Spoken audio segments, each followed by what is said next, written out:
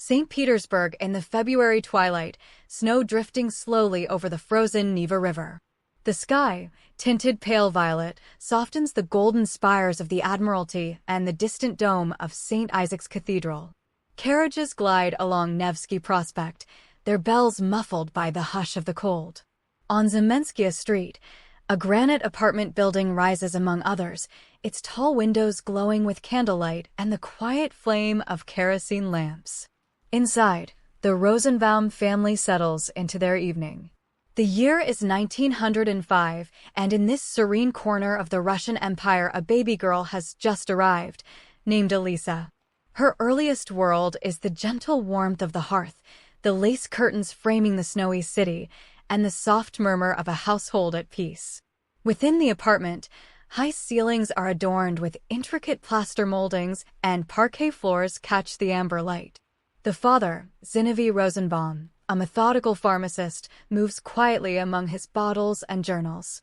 The mother, Anna, plays a few chords on the upright piano, the notes drifting through the rooms like another kind of snowfall. The family's life is orderly, unpretentious, filled with simple comforts. From the nursery window, the child sees the dome of the Kazan Cathedral catching the last pink light of day, a vision of stone and grace that settles into her memory like a lullaby. This is a home where knowledge is respected, where silence is not empty but full of thought. As she grows, little Elisa discovers the magic of written words. By the age of 6, she is sitting on a cushioned window seat, a book of French fairy tales open on her lap. Outside, the frost traces delicate ferns on the glass, and inside, the quiet illumination of a winter afternoon falls across the pages. She reads slowly, savoring each tale of heroes and faraway kingdoms, her serious young face lit by the soft glow. Beyond the window, the Neva's ice seems to hold its breath, and the city's noises, a distant church bell, the jingle of a passing sleigh, are dampened by the snow. Time pauses in these moments, and the seed of a lifelong love for individual achievement and reason begins to take root in the stillness. The family library becomes her sanctuary. In the evenings, her father allows her to browse the tall oak shelves, where the spines of Russian and European literature catch the lamplight. She pulls out volumes by Victor Hugo and Walter Scott, her small fingers tracing the embossed titles. The room smells of old paper, beeswax, and the faintest trace of tobacco. Here, in the amber glow, she learns of men and women who build, who create, who refuse to surrender their inner vision. She is drawn not to the clang of swords, but to the architecture of narrative, to the clean lines of a well-constructed plot.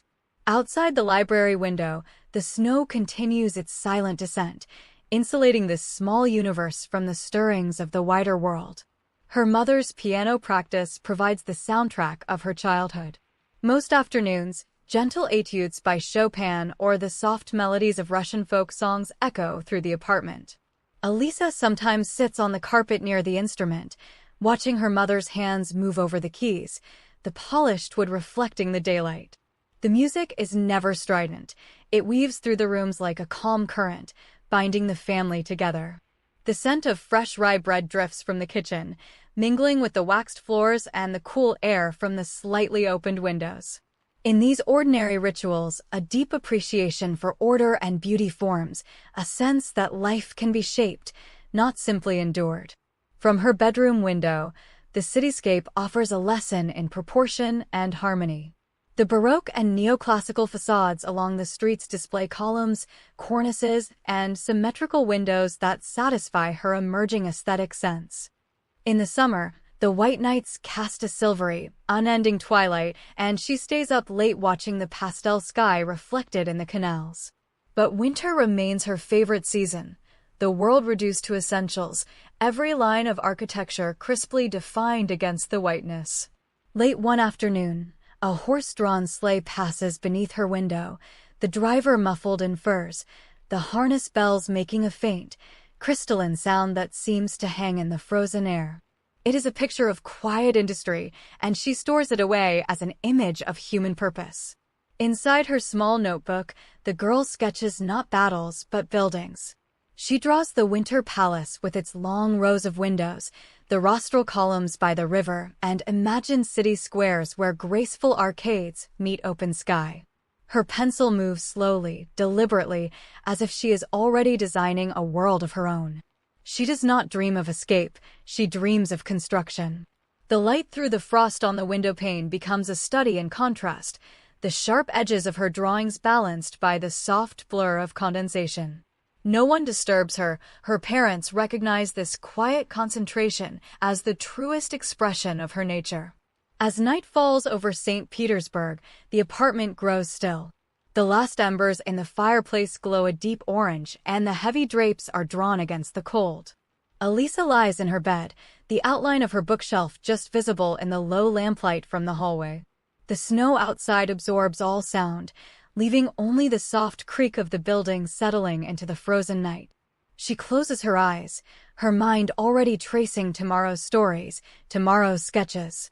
The city sleeps around her, an imperial capital dreaming in white, and in the quiet rhythm of her breathing, the first chapter of a remarkable life comes to a gentle close.